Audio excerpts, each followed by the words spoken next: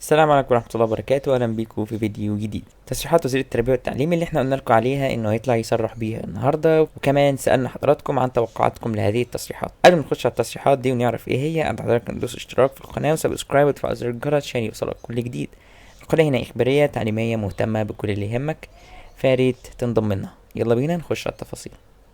طيب نبدأ بقى تفاصيل الخبر. أعلن الدكتور طارق شوقي وزير التربية والتعليم الفني في رسالة مصورة اليوم يعني في فيديو عن تفاصيل المشروع البحثي الذي سيعد شرطا لانتقال الطلاب اللي هي في الصفوف الدراسية من الثالث الابتدائي حتى الثالث الإعدادي إلى السنة التعليمية التالية.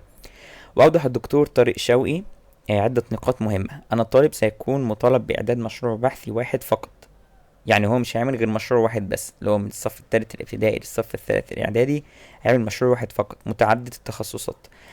يعني ايه متعدد التخصص؟ هنفهم دلوقتي. في كل سنة دراسية للانتقال إلى السنة الدراسية التالية، ويستطيع الطالب أن يقوم بعمل مشروع بمفرده أو مع مجموعة من الطلبة كحد أقصى 5 طلاب، وذلك خلال الفترة من 9 إبريل حتى 15 مايو 2020. نكمل. وأوضح الوزير سيتم مراعاة اختيار الموضوعات بالنسبة لأعمار الطلبة من الصف الثالث الابتدائي حتى الصف الثالث الإعدادي بما يتناسب مع أعمارهم. وعناصر المشروع البحث تتكون من العنوان، المقدمة، الموضوع.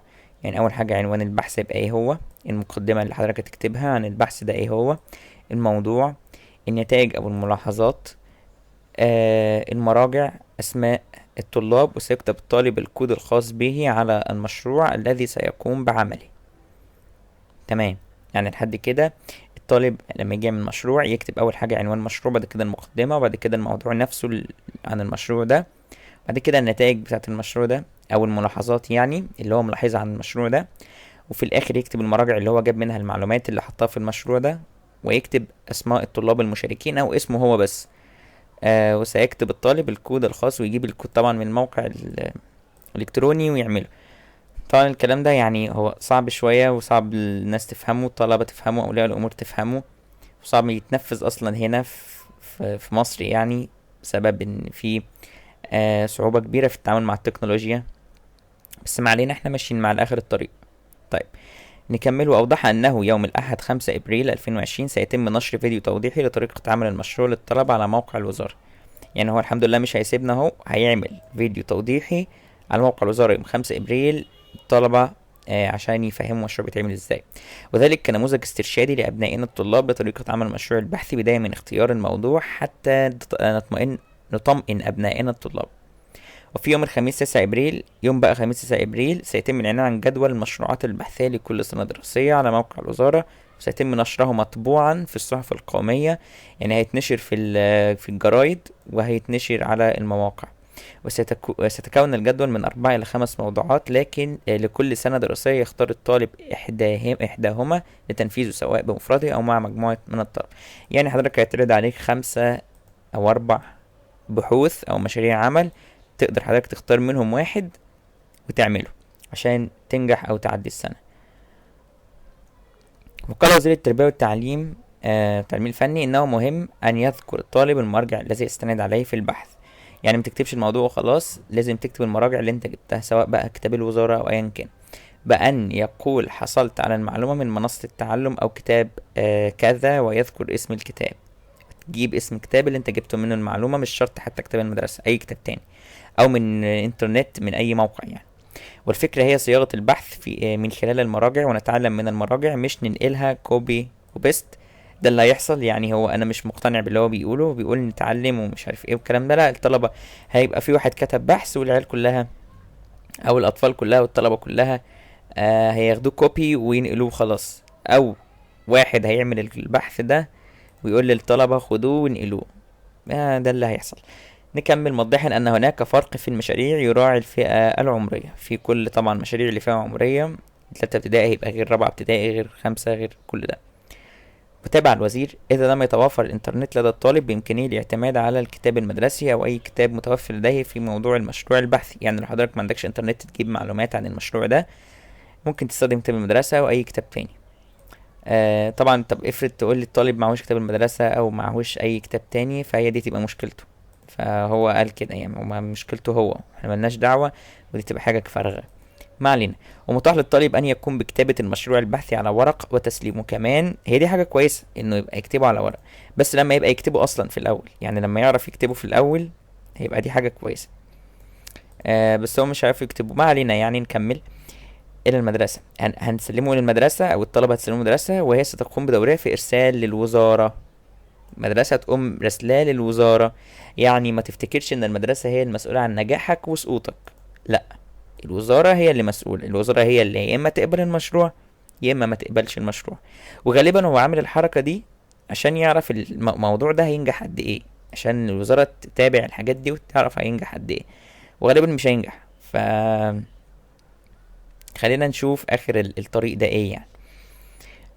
يعني دلوقتي الوزارة هي المسؤولة عن الموضوع ده، المدرسة ملهاش دعوة خالص، مش طرف ولا مدرسين المدرسة. فاللي يقول لك المدرس هو اللي هينجحك ومش هينجحك وعدوها مش عدوها، لا، الكلام ده مش مظبوط. حتى بص نكمل ونقول: ومعلم الفصل دوره استرشادي ومساعد للطلبة فقط، بس مش هيساعد ومش هيرشد ويساعد بس، لكن ملوش دعوه بتصحيح وتنجيح والكلام ده كله في اعداد المشروعات البحثيه.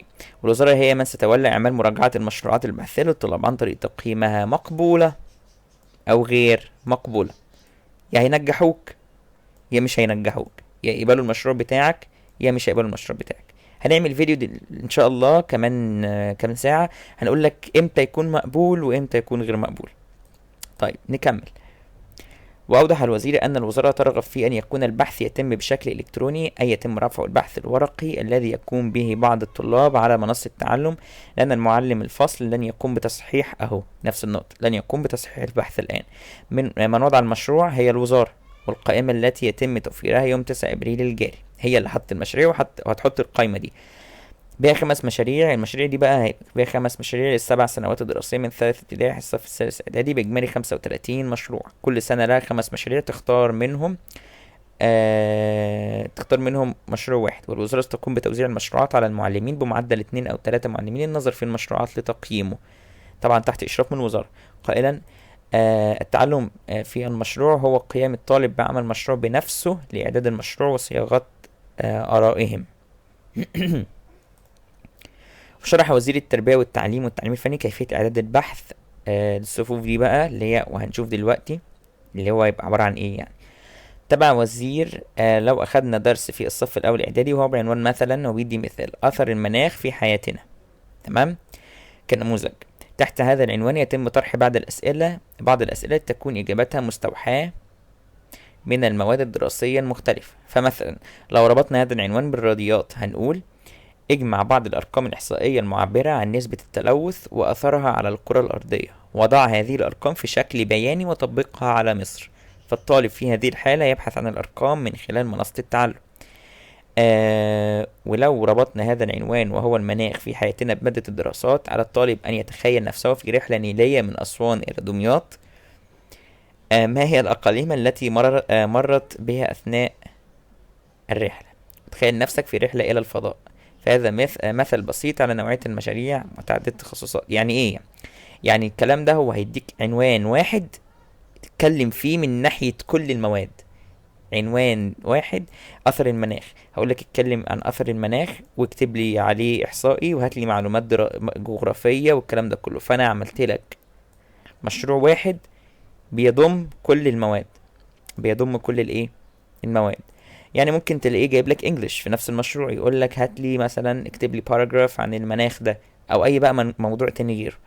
ففي نفس البحث هيتم كتابة كل المعلومات باستخدام كل المواد الدراسية. اثر المناخ هتتكلم عنه من الناحية الجغرافية، هتتكلم عنه من ناحية مادة الدراسات، هتتكلم عنه من ناحية مادة الرياضيات، هتتكلم عنه من ناحية الانجليش، هتتكلم عنه من ناحية كل حاجة بقى، تمام. فانا ما اعتقدش ان النظام ده ممكن ينجح، بس بقى علينا نكمل. واختتم الدكتور طارق شاوي وزير التربيه والتعليم رسالته قائلا ان مشروع البحث هدفه تعليم الطلاب مهارات جديده، وهي هم ما تعلموش المهارات القديمه اصلا عشان يتعلموا مهارات جديده. طيب، وهي العمل الجماعي، الاعتماد على الذات والبحث والتحليل وربط الموضوعات وطريقه صياغه الافكار وغيرها من المهارات الضروريه لابنائنا الطلاب. طيب، ده كان تفاصيل بقى الخبر او كل المفاجاه اللي كان محضرها لنا دكتور طارق شوقي. هي دي المفاجاه اللي كان محضرها لنا، انه يعني بيعلن عن تفاصيل البحوث والمشاريع والكلام ده كله. طيب، بالنسبة بقى لموقف اولى ثانوي وتانية ثانوي، الصف الاول الثانوي والصف الثاني الثانوي ما جابش سيرتهم خالص، فبالتالي امتحاناتهم هتكون في ميعادها. اولى ثانوي المفروض تبدأ امتحانها يوم 5 ابريل القادم، امتحان التجريبي. الامتحان ده متوقف عليه حاجات كتير جدا، متوقف عليه نجاح المنصة الإلكترونية أو عدم نجاحها، متوقف عليه سواء امتحاناتها تتعمل ولا مش تتعمل، متوقف عليه حاجات كتير جدا. فاحنا منتظرين امتحان الصف الأول الثانوي التجريبي في الساعات القادمة أو في خلال الأيام القادمة عشان أقول لكم ايه اللي هيحصل. لكن حتى الآن وزير التربية والتعليم ما جابش سيرتهم خالص، متكلمش عنهم خالص، ما قالش هتتلغي، وقال الامتحانات هتقام في موعدها. فندعي كلنا ان وزير التربية والتعليم يبص بعين الرحمة للطلاب الأول الثانوي والصف الثاني الثانوي، وندوس كلنا لايك عشان نوريه ان كلنا عايزين الطلاب تنجح، وكلنا عايزين امتحانات تتلغي. بس انا اظن ان بعد ما حضرتك سمعت التفاصيل بتاعة المشروع ده، اظن دلوقتي ان انت هتفضل او هتحب ان انت تمتحن احسن من اللي انت سمعته ده. مشاريع العمل دي بالنسبة لي او بالنسبة لكثير من الاساتذة يعني صعبة، اصعب من الامتحان انت اسئلة وهتجاوبها، لكن ده هتقعد تجمع معلومات كتيرة وحاجات كتير جدا، يعني متعب اكتر من الامتحان.